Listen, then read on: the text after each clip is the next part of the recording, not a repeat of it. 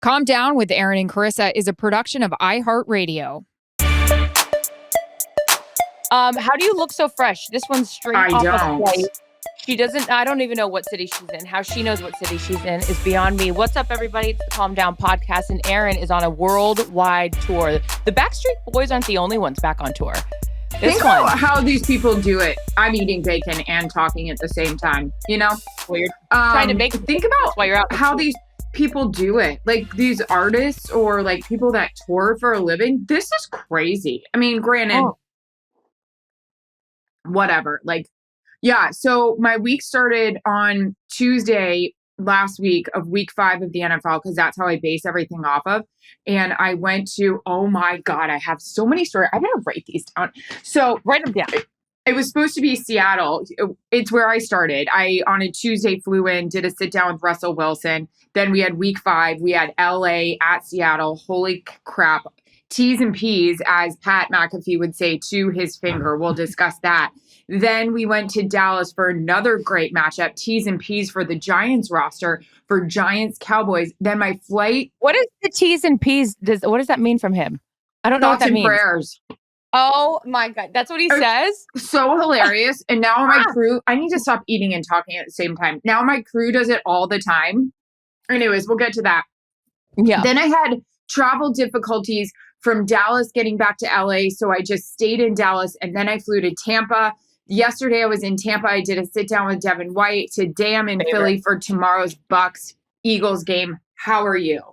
I mean, I'm just trying to keep up with you. I have stayed put. I haven't went anywhere. But as we've been talking along your travels, I used to be on the road all the time, doing we do like a hockey game on Monday and Tuesday. Then I would do stuff in San Francisco on Wednesday for Yahoo Sports. Then go do college on Saturday and NFL on Sunday.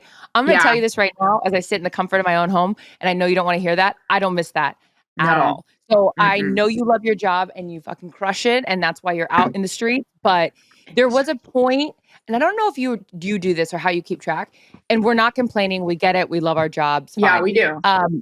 There was a point where I put my stuff in a storage unit because I was never home. And so I remember that.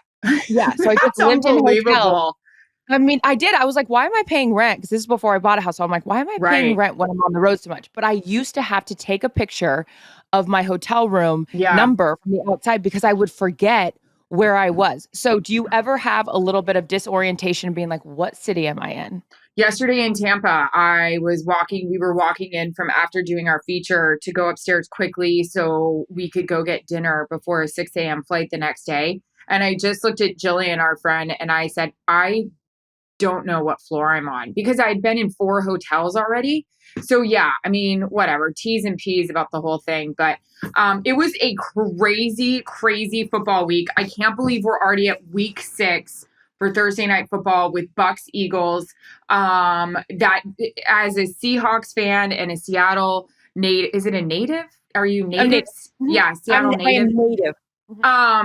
Your thoughts on the finger? God, well, by the way, our crew couldn't be any worse luck for finger.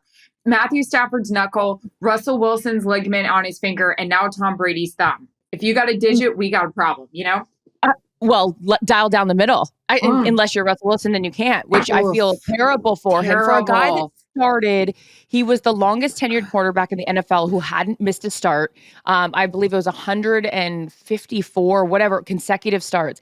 And this was a guy that no matter what had fallen apart around them, whether it was the defense or, receivers or whatever, you could always count on him. As a competitor, I know how frustrating this is for him because it's also, this sounds bad. I get it. As someone who's broken a finger, I don't know, stay a while. We'll talk about that later.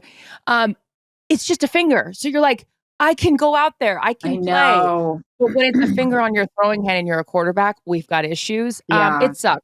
Look, I was, already before the season started, I knew there was some holes in that offense and on the defense. So, and in a stacked division like the NFC West, I didn't feel great about our chances coming out on top. But now this is sort of just, and look, I hope that Geno Smith, can come in there and be a formidable backup. The season ain't over till it's over. He did well when he came in. Tyler Lockett slipped on that one route. It shouldn't have been an interception. But anyways, I'm bummed for Russell and I'm bummed for them. But like you mentioned, your post-game interview with Matthew Stafford, his finger was messed up. And then I saw Brady. So what's the update with that? I know it's fluid, whatever. We don't need an injury report right now. Well, let me give you one because I'll give you one on myself. I feel like a sore throat is coming. I know it's not COVID because I've been tested 15 times on this trip already.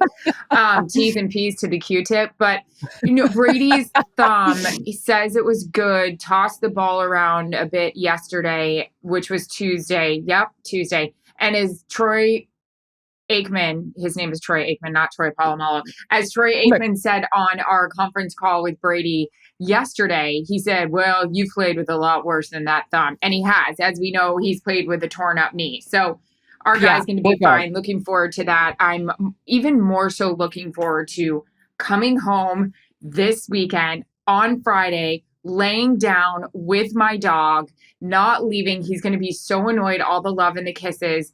And then I'm coming to see you on Saturday, whether I'm invited or not, and then laying on my bed all day Sunday, not getting out of my PJs, watching you guys. I can't wait. I love it. As I'm already tearing up. I had a really shitty week and Erin keeps checking on me. Whatever. We'll get to that at another point in time. But yes, come home. I miss you. I love you. Yeah. Now, calm down. Calm down. Have some coffee. Am I crying? Who's crying? Anyways, wait, I need to know how you look this fresh off a 6 a.m. flight. I don't. That's the problem. Wait, I have really great past stuff to tell you about. So last night I was in Tampa and I was staying. Don't have a tissue. Here's a blanket. Love you, love you. This will cheer you up. So I was in Tampa and at our hotel, I was kind of, several things. I check in, blah, blah, blah. It's opening night for the Tampa Bay Lightning, also ESPN's NHL broadcast with the Tampa Bay Lightning. I used to work at ESPN, as you did too. The last time ESPN had hockey, 2004, I was on that network doing hockey. Anyways, kind of cool. The Lightning had just won the cup, blah, blah, blah, all the things. Yeah. I later find out, I start seeing guys walking around as I checked in the morning in dark suits. And I was like, the Penguins are here. I know the Penguins are here. So I texted my husband and I texted Jeffrey Carter, who is a former teammate of my husband, and his wife is one of my good girlfriends, Meg. And I just said, is Jeff here? Are the Penguins here?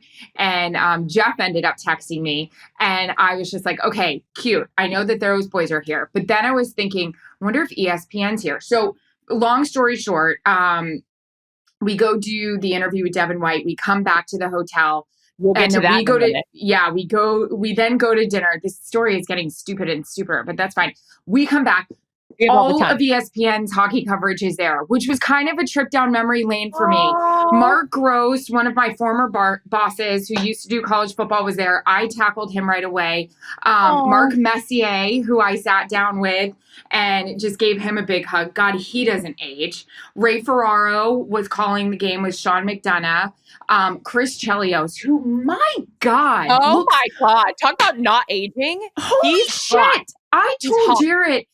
He has lost a ton of weight. He is so skinny. He is so tan. I mean, he's Italian, wearing the hot suits. He looked great. Yeah, I remember I had a big crush on the hockey circuit. I had a crush on him. Yeah. But it was just so cool. Barry Melrose was there. Sean McDonough, Steve Levy. God. How was the hair?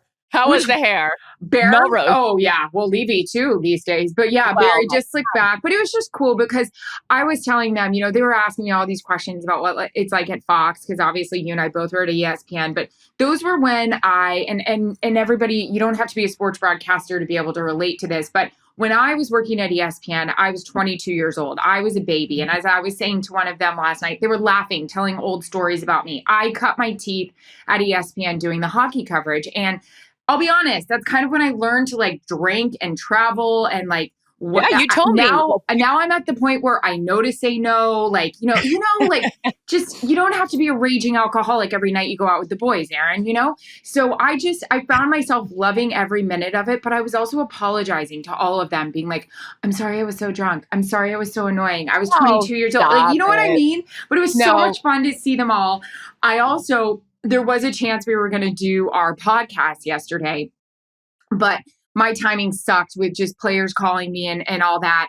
And I was dialed in just in case we were going to do it, but I was prepared to speak like this because we're in hotel rooms. And I'm like, what if one of the Pittsburgh Penguins is next to me? And I'm like, hey, welcome to the Calm Down podcast. Like, they'd be texting my husband, like, your husband's a tool, your wife's a tool. Well, they wouldn't have said that. And we know longtime listener, friend of the show, Sydney, who's not there. Sydney, I know. Because of his wrist, as you informed me. Who's not keeping up with an injury report on the NHL, which again, he says he's fine and hopes to be back soon. Good. Anyway. T's and P's to that wrist. Come on, Sid. They didn't need him the other night. They beat the living dog crap out of the Lightning. Come on. But I remember when I don't know, a few episodes ago when you were talking about how, even like putting yourself in a position to go to ESPN. Are you writing something down? She's writing something down. To even be at ESPN where you knew that they were at the bar. And so you went there. I thought of that last night. Yeah. I totally thought about that last night. I was like, honestly, I mean, guys, I'm not saying if you want a job, go to the bar, but that's where everybody goes after a broadcast, And I just walked over and I was like, hey. And everybody, so crazy, 20 years later is all doing the same shit, eating bad pizza and drinking and up way too late before a 6 a.m. flight. There was an old adage, like whenever, by the way, and all you have to do is do a quick Google search of my images from Big Ten Network. I could have played on the offensive line at Wisconsin. No, because you eat and you drink and you're out of your routine, especially like when you're younger. Like now, whatever.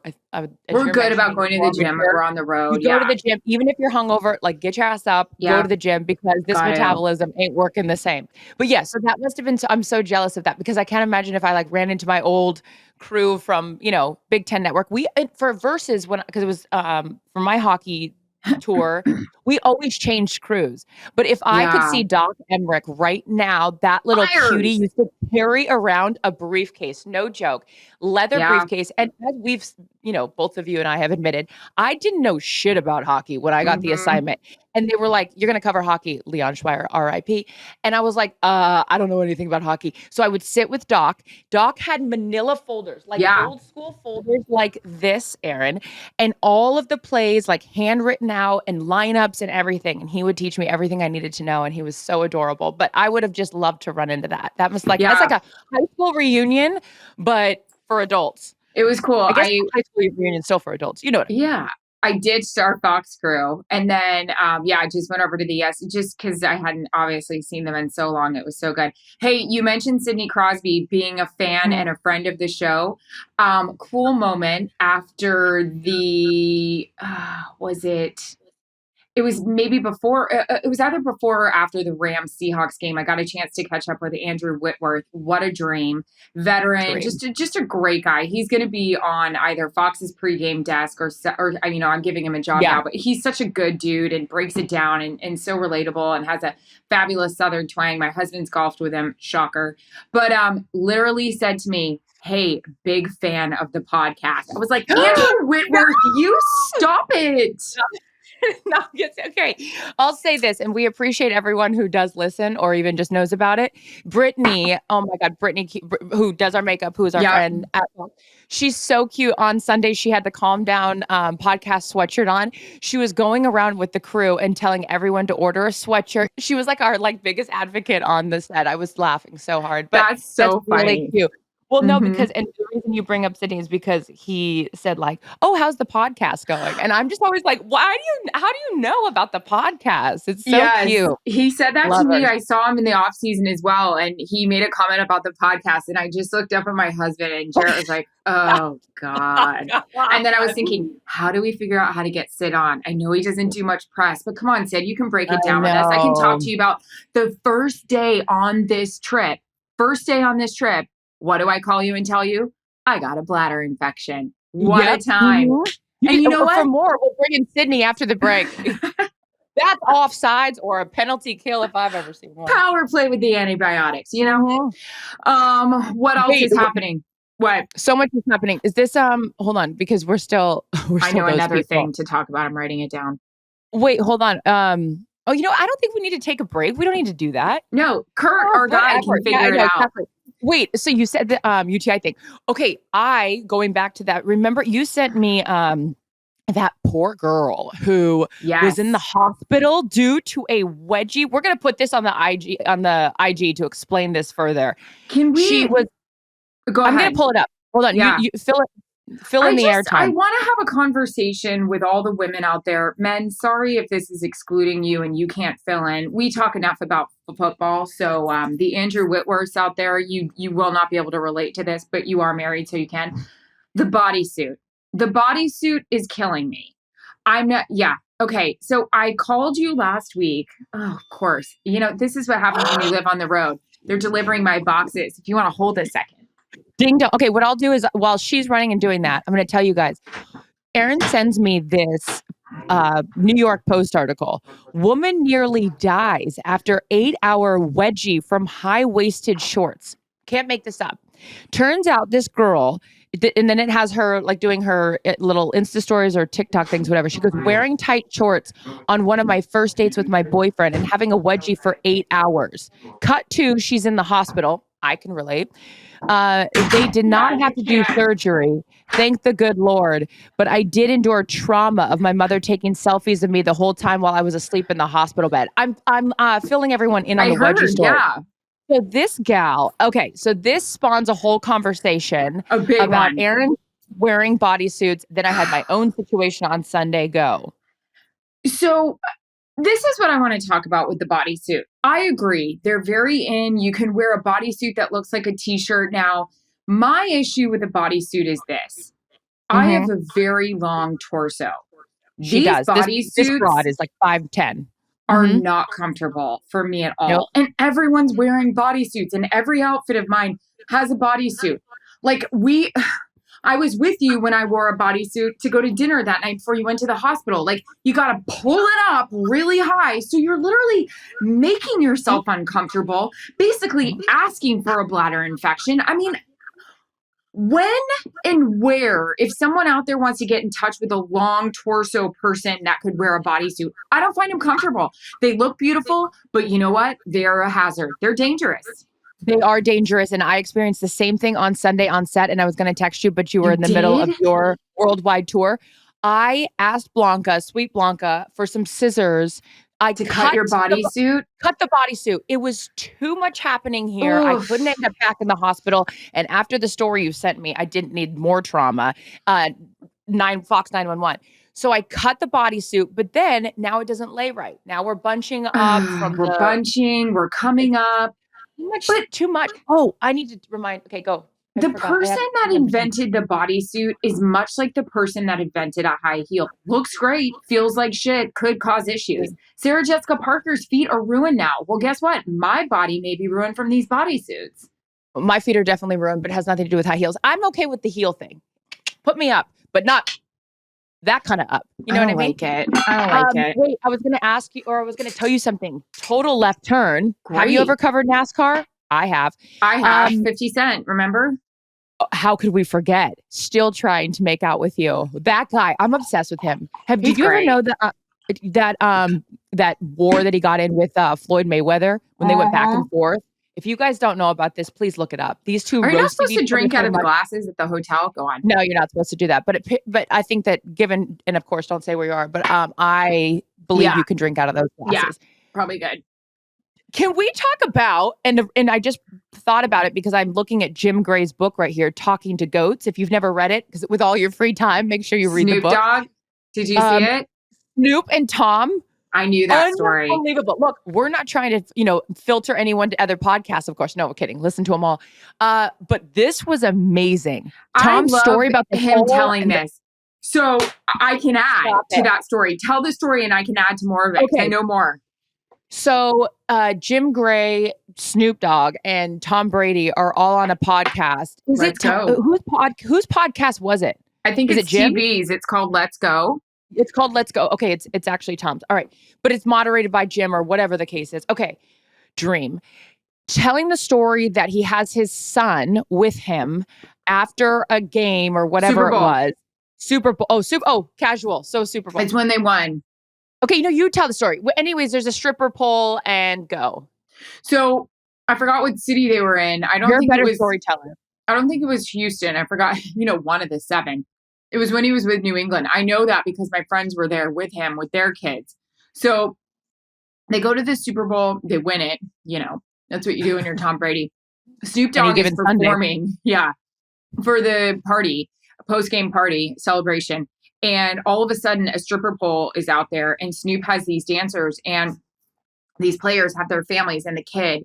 And Tom was talking about his oldest, Jack, being there. And Tom's like, oh my God. And he's like, Dad, I'm fine. But you got to go watch it. Tom has it up on his IG. The way he explains it is just awesome. And strippers fully clothed. I love it. He's like, and they were clothed, but it was still like, oh my God, my son is going to go home and tell his mother that he's watching strippers on a pole. It was so good. So my girlfriend and her family were with the Bradys that night with their 3 kids as well. And then the next day, being the good mother, or whenever they returned back into to Long Island with their children, she was dropping the children off, and she was like, now, we can tell people we were at the Super Bowl, but let's make sure we don't tell people about Snoop Dogg and the strippers, okay? Like, we'll tell everybody about, Tom winning, but let's keep it quiet about the stripper pole. Ashley. So Dream. Good. Dream. It's so funny. You doing a stripper pole like this is also fantastic. Okay, so there's that. Oh my gosh, so I love it. Okay, so that's what I wanted to talk to you about because that was great. Devin White. Now, for anyone that doesn't know our obsession with Devin White, we'll just fill you in real quick. Linebacker for Tampa Bay Buccaneers. He is a baby. I got a chance to sit down with him before the NFC Championship last year. Last question I asked him, they're going up against the Packers. And I was like, I say Aaron Rodgers, you say what? And he goes, not Tom Brady.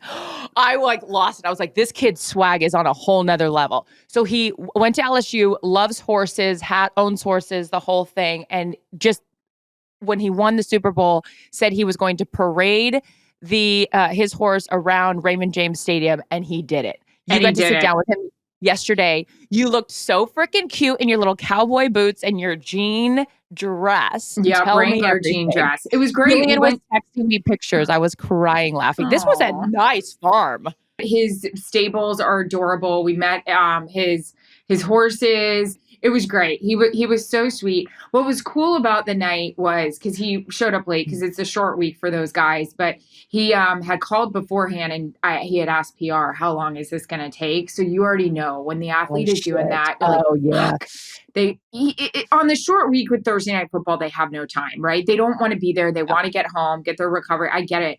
So I heard Joel say, it's only going to take 20 minutes. Just give me 20 minutes. Chrissy, he ended up staying for like an hour and a half.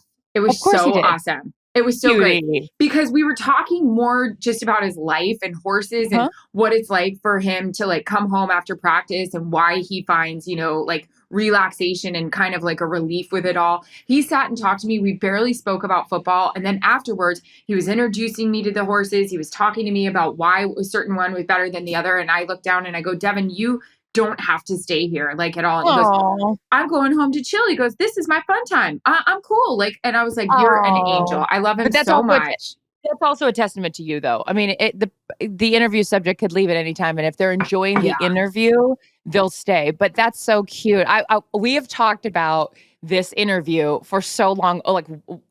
Look, have you read The Secret? Just put it out into the universe because it happened and you showed up at the stables and everything. Oh my God. Cutie. I can't wait to see it. So that airs to Thursday Night Football. Yeah. Yeah. I was telling Devin, about, our obsession with him. And I said, Devin, because he was walking around the stable just showing me things. And I said, I'm going to tell you one thing that Chris and I are so obsessed with you. I said, your walk when you walked out with 12 on the field for the Super Bowl. And I started imitating it and doing it for him because Tom looked just so like he was walking a runway, not saying he's just, man's done it before, he's ready. He was like, Roy Kent. I mean, Tom is like that with his stare. It was so good. But Devin, I was doing, and I'm going to stand up right now if you're watching on YouTube. He just he kind of had his arms out and he's like, I was like, Devin, I was screaming for you. That's a good way to. It's like a little sway side to side. Yeah. It's almost like he's riding the horse. Get it I know. up, Devin. And I told him, I said, I just was dying that, like, here you all are, you're only a sophomore, you're walking out with TV for the Super Bowl, like you've been there before. And he goes, I was just so pissed. I was just so pissed that Kansas City had beaten us before. I was so pissed. Here's a good snippet that won't make the air. He was showing me, like, you know, the horse's stall was like, there was some poop in there, all that. And he goes, you see all that? And I said, yeah. And he goes, I shovel that myself. And I was like, okay. And he goes, it's kind of like, you know, reminds me like where, you know, I've been, like I do my hard work, like whether it's on the field or like at home. And I was thinking, side note, I was like, Larry Bird laid his own driveway and ruined his back that way. I was like, I was going to tell him, but I was like, maybe lay off the Larry Bird story. So he with goes, your knees, bend with your knees and shovel. He goes, I take a lot of pride in that. And I go, let me ask you a question. What do you take more pride in, shoveling this horse shit or sacking Aaron Rodgers? He's like, man, I didn't get to sack Aaron Rodgers. He's like, Shaq Barrett got all those sacks in that NFC game. It's like, I love this day. Well, the reason why Erin and I have such an affinity for Devin White is because this guy plays like he is in little, like Pee-wee football. Like his hair's on fire. This enthusiasm that is palpable and he just lights up a room. And like, if I'm drafting a team, if I'm starting a team, I want this guy because he will go to battle for you it doesn't matter if this is like week 7 and you're going up against the Dolphins. He doesn't care. He plays as if it's the Super Bowl and with such enthusiasm. Remember their celebration, which we laughed at so many times when they were in the end zone, just like doing somersaults and shit. I can't take it. I can't wait to see it. I'm excited for that. Thanks. So I guess we have some questions here, huh? Oh, yeah, about that. Okay, stand by. We did ask you guys to send in questions, which thank you. And Erin, look who's keeping us on track. Good work. Right. No. I forgot about that. I was getting lost in my own enthusiasm for Devin White. Oh, okay. Love him. 45. I told him I wanted a jersey. He goes, game worn, no problem. I was like, Devin, knock it off. Game worn, no problem. He goes, I got my Tom Brady Tampa jersey. I'm just waiting for my New England one. I was like, you want a New England one? He goes, yeah, that's where it all started. Oh my God, Devin. He's the best. The best. All right. You guys are the best for writing in questions. You are. So thank you. Oh, okay. Here, I'll ask you this. Okay. First, it says, thoughts on SNL skit for Fox NFL. This is from Craig. And Gerardo, I don't know if that's all your last name or if there's just extra letters. So my apologies, but Craig, I got that part, wants to know. So we woke up, was it Jackie or somebody on our text chain was like, or you hadn't seen it yet. And you're like, oh no, this is going to be bad. What's happening? It was fine. It was fine. And by the way, the minute you're an SNL skit, like that's fucking cool. Yeah, it was dope. And they tagged my name, which was pretty cool too. I was worried because I started getting texts from people on the East Coast saying, oh my God, you're on SNL. And I was like, oh no, is it bad? Is it bad? Did they because they could have really, really made fun of us.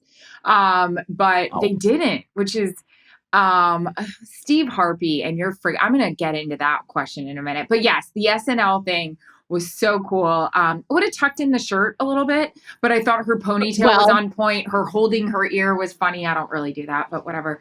There were so many things they could have made fun of me. If people don't know what that's all about, the holding the ear thing, you wear an IFB. And I don't know what it stands for, whatever. Doesn't matter.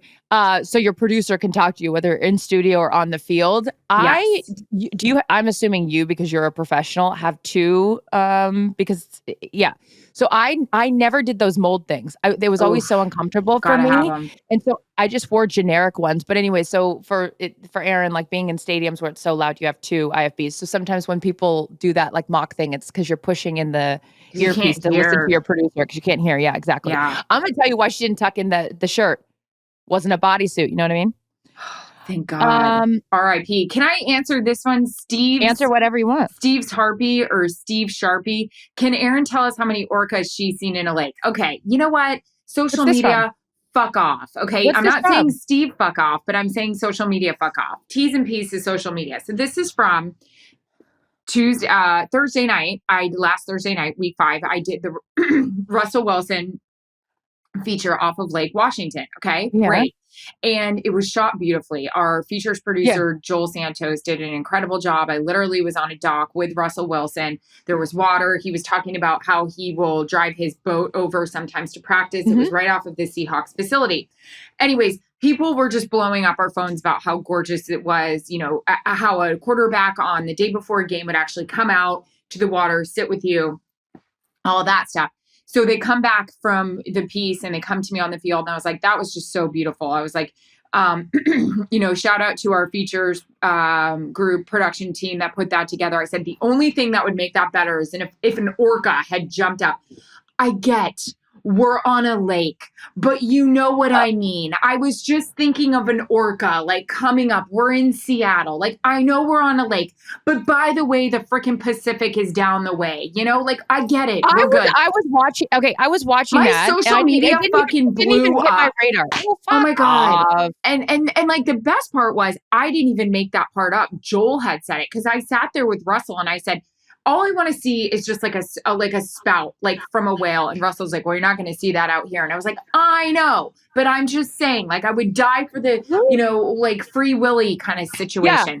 But like my producer wrote that, you guys. And I, by the way, felt that way. So like, chill the fuck out. I need to chill out. That's also over analyzing. And in the world of being a Seattle native, we the Puget Sound goes into the ocean and there's lakes right next to it. And if you've ever seen Free Willy, that motherfucker jumped over the big rock barrier. Well, maybe there is one in the lake. Okay. So you know what, Steve, whatever your name is, no, Harpy. You're great. You're great. Whatever. You're fine. Yeah, you're great. Everybody else sucks. Steve, you're fantastic. Great question. Thank you for being here. Favorite. Let's see. Come up with a nickname for your obsessive. Who's going to come up with a nickname for your obsessive listeners? Oh, that's cute. I don't know. We got to think about that. Oh, that's cute. Let's think about that. Is cute. Dream guest on the pod. I mean, I have a lot, I guess. Well, who's yours? Well, I told you, I mean, I don't know. Michael Jordan. No, I'm kidding. Oh, hey, God. I mean, any comedian I welcome. Well, we had Kevin. He was awesome. Yeah, no. Yeah, of course. Will Ferrell is great. Love him. Ooh, he'd be good. You know, if Jason Sudeikis would be good. Or Bateman. Jason. I would like a comedian that would talk sports with us. I know that's stupid, but I would. Matt Damon I know he's not a comedian, but I'm just saying, like, because that's my comfort level to get in. Yeah. I wish I would never bother him to do this. Like, I wish Tom would come on because like his stories, like as you saw with the Super Bowl, like to talk things like that is so much fun. Like to talk the inside stuff would be really fun. Justin, as you know, Timberlake's the best. Like, I think he would be great to do impressions and like sing songs with. He's the best. I would. Well, so, you know, you and I love people that you can just say something and like they get it, right? Whether it's a movie line, whether it's like all these like little innuendo. So I always call it's like playing tennis with someone in a conversation that like gets banter and you can just like pick up where they left off. I feel like he's the king of doing something like that. I think this is a great question and I'm going to give it to you since you are the authority on this. How do you get more confidence when doing sideline hits? That's from Hanley Riggs, which I think is a really cute question. I just say reps, right? Reps with anything builds your confidence. But listen, there's just times that you've been doing this for 100 years. I will say this. Ready? I will say this. So ready. My producer, Richie Zients, who I love, for our NFL games, was saying the other day, like, we're just talking about improving in your craft and everything. And he's like, well, we're all at the point, we're not getting any better. Like, we're where we are. And I was like, no. Like, there's still things I want to get better at. And he's like, no, I'm not saying that. But he's like, I'm not doing a good job with this. But he's like, you're not going to get you don't need to redo your career over. It's not like you're in a bad spot. You're not reinventing yourself. Yeah. But there's always little things, right? And I will say we are so grateful. I know our entire team is, and I love having him with us. Tom Rinaldi on our Sunday America's Game of the Week. He is a dream. And I will say this about him, which is why I love America's Game of the Week so much, and why I love actually my relationships within sports broadcasting, because when I am like, Troy and I text every football game, like we do when we're home, because I'm always like, I miss him when I'm watching football because I want to hear his insight. I want to hear what he thinks about a play. So Rinaldi has come right in, and he has been so fabulous with our group. And I just love it when my people that I work with are really, really tight and close, and we live and breathe football. I love it. So, okay. We do Giants Dallas, which was an insane game in terms of injuries. Saquon goes down right away, which I felt my heart just broke for him because that poor guy, he just wants a friggin' minute to play. Daniel Jones, I ended up crying on the sidelines because I have a real PTSD with head injuries. My husband playing in the NHL, who doesn't, right? But when you see a guy get hit and he tries to walk and he stumbles, I'm like, right away, I'm crying. So, you and me both. Ugh. So, but what Tom Rinaldi did after that sequence of injuries really taught me something else. So usually what I would do, quarterback goes down, and I've been in those situations. Romo's broken his collarbone in front of me. Aaron Rodgers has broken his collarbone in front of me. Bad shit has happened. Russell Wilson with a finger. What I usually do is stay with the quarterback, right? Richie has always said to me, the game has changed. This is your story. Yep. Mahomes' knee came out in my game. I always run and stay with that quarterback. You know what Rinaldi did, which was so freaking awesome? His next hit was how Mike Glennon, the play was communicated to him, what Jason Garrett was communicating, how they reacted, and then he went out on the field for the next play. That was fucking awesome. That was awesome. Couple of things I'm hearing from you, which is complete humility, where some people are like would not recognize that somebody else doing their same job did something even better than they would have done, right? So that just speaks to who you are. The other side of that is that goes to show that you can't his interpretation of whatever that needs to be, right? Like whatever that position is. Like I wouldn't have thought to do that. No, I wouldn't have thought to, like, that was great. Figure out what the backup is doing. So Mike Glenn's the backup quarterback for the Giants. But you don't think about that.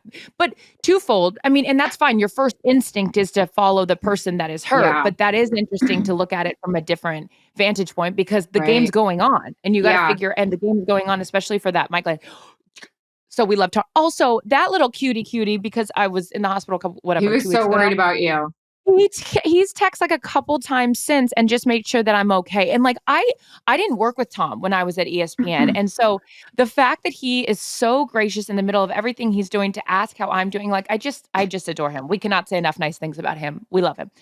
Happy birthday, Tom. Oh my God, cutie. Didn't tell me. I felt terrible about it. You didn't tell me either. I had to find out from our boss, Brad Zager. And then, so I wished him happy birthday. And then he asked when mine was. And I said it was you and I and Zager all have the same birthday. And he was like, unbelievable. And as I'm reading the text, I could just hear his voice, like the pure, like, shock that we would all share a birthday. So we're definitely going to get a feature done on us about having our birthdays on the same day. He is adorable. Okay, so I don't know where we're at. Is this in terms of time? But I don't either. What's a moment in your life what was this? What's a favorite memory of a sporting event you got to share with your husbands? I'll let you take that one. My husband winning the Stanley Cup. That was probably that's easy for you to say Japanese. Yeah. It was pretty darn fabulous. So was the amount of Blue Moons that I drank and pretzels. If you could choose a cocktail, let's end on this. This is a perfect one to end with. If you could choose a cocktail to describe yourself, which one would it be and why? For me, that's like certain days or times of the month, Ooh. Where are you now on the cocktail list? Well, I'm not drinking these right now. I'm actually just doing beer and wine. Well, when I say beer and wine, it's like you can mix in a rosé or champagne, but I'm staying off the hard stuff. But when I am on the hard stuff, I love me a spicy margarita. And I'm going to tell you why that might encompass who I am, because it's refreshing. It has a little bite to it, and you don't need many, right? Like if I have a glass of wine, I'm going to have like 4 glasses of wine because, they go down so easily. You don't need a light of, you can't do what? Like 4 glasses of wine. 1, I'm good. 2, I'm like starting to cry. 3, I'm fighting with my husband. And 4, like, forget about it. Head in the toilet, It's like a barometer. Yeah. So I would want if somebody was to say like you're a spicy margarita, I'd be like, thank you. That's such a compliment. No salt, please. We don't need the bloat. Oh yeah. See, I love this. A tequila soda on the I know. rocks. God, I wish I could drink those. With lime and mint. My girlfriend / manager, Constance Schwartz Marini, she taught me the old mint because I like it because I feel like it makes it a little bit tropical and fabulous. Like I'm at a spa, but not really, or maybe poolside I can somewhere. appreciate that. Great. As a former bartender. And not fattening. Yeah, I know. And that's why I wish I could drink that because there's a lot more calories in this margarita. But as a former bartender, when someone would come up and order a mojito and I'd have to muddle that mint, I'm like, motherfucker, I am busy. Okay. Yeah. I need you to come up with some simple, like the beer or the wine or the Jack and Coke so I can just fly those things over the bar and make more money. If I'm over there muddling, now I'm getting carpal tunnel. Now my wrist is hurting and now I'm out like Sidney Crosby. Expect to be back soon. T's and P's, Sid. T's and P's. Oh my God. I'm going to start using that. What a great line. You got to text McAfee. I texted him after our Giants game and I said, hey, I'm just letting you know, like T's and P's, this is the best ever. Actually, he would be a dream guest for us. I would love Pat McAfee. Wait, actually, I'm supposed to go on his radio show tomorrow. Tomorrow, Wednesday? Oh my God. Tell him he's our dream guest. We love him so much. So this is what I'm thinking. Forget me going on Wednesday. We should go on together. I just went on his show. Do it by yourself, and then we should go on together, and then tell him to come on ours. Okay. Hold on. All right. So I wrote him the other day, and I said, hey, just letting you know, T's and P's has become a huge saying on our crew. I described Russell Wilson's finger, Matt Stafford's knuckle. This is the best. He writes me, boss, great to hear from you. Obviously great to hear that. T's and P's will get you through any conversation. Nice icebreaker, condolences, and a distraction. It's beautiful. You know what? He's beautiful. We need him on the show. Yeah, we'll do that. He writes back that. I hate people that like you write them something and you're like all excited and they just hit the like thumbs up thing. Emoji or the heart. Or fist bump. I'm like, yeah, and we've gotten real lazy with the emojis, by the way. Yeah. We just tap on them now. We don't even have to scroll through to find the recently used emoji with the smiley face or the thumbs up. We're just tapping these days. I love you're doing his show. We need to get a sponsored segment on it. That's all I want with him. Okay. We'll make that happen. I think we're all out of time. CTs. Oh my God. I can't take it. Erin, I love you. You have been that grind.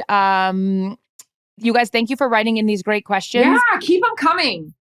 And drop a pin so I know where you are because I need to keep track of you at all times. Where's Why Waldo? Don't you just call me right now? Can you call me? I will. I can call you. I love you guys. Thank you guys for the questions. Seriously. And we're going to keep whatever questions we didn't answer, we'll keep and roll over to do the next time. Yeah. Bye. Calm Down with Erin and Charissa is a production of iHeartRadio. For more podcasts from iHeartRadio, visit the iHeartRadio app, Apple Podcasts, or wherever you get your podcasts.